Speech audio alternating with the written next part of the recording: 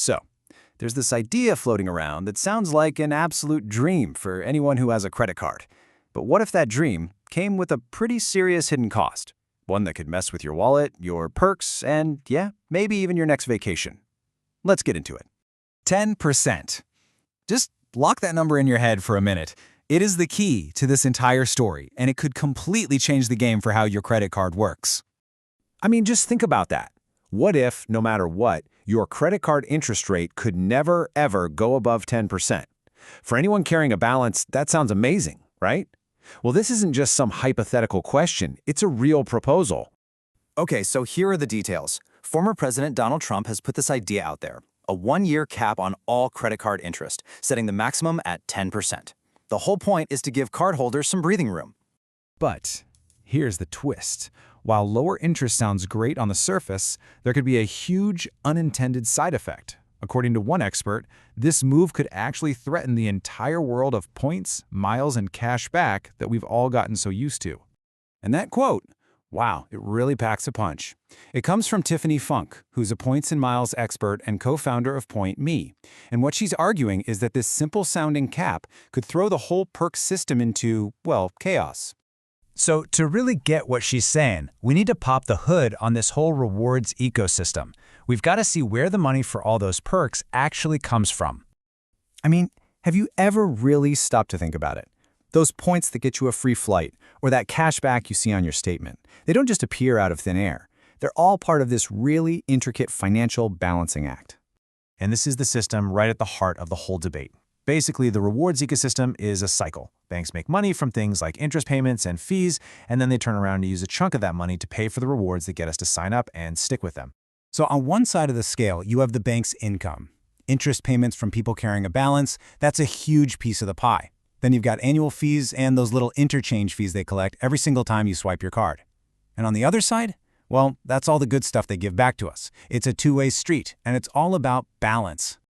And Tiffany Funk really hits the nail on the head here. The rewards we love exist because of the money the banks bring in. So if you suddenly slash one of their biggest sources of income, interest, that whole system gets thrown way out of whack. Okay, so you got to ask yourself, what would a bank actually do if its interest revenue got capped like that? Well, it would almost certainly set off a pretty predictable chain reaction.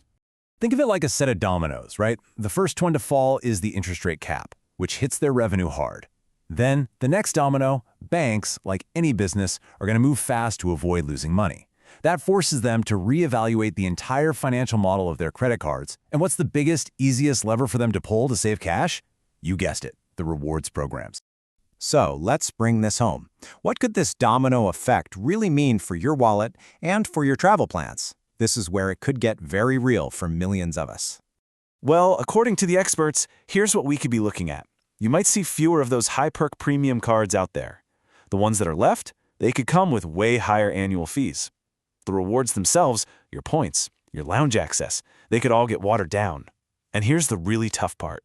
While the whole idea is to help people with debt, banks might just tighten their lending standards, which would make it even harder for folks with lower credit scores to get a card in the first place. And, this doesn't just stop with your credit card statement. The ripple effects could spread out across the entire travel industry, especially to the airlines, since they're so deeply tied into all of these rewards programs. So, are the airlines in trouble too? Well, the source suggests they might be a bit more insulated, at least in the beginning. But what does that really mean? It seems airlines have a few layers of protection. For one, many have these long-term deals with banks that won't just vanish overnight. Plus, they make a ton of money selling miles directly to the banks in bulk.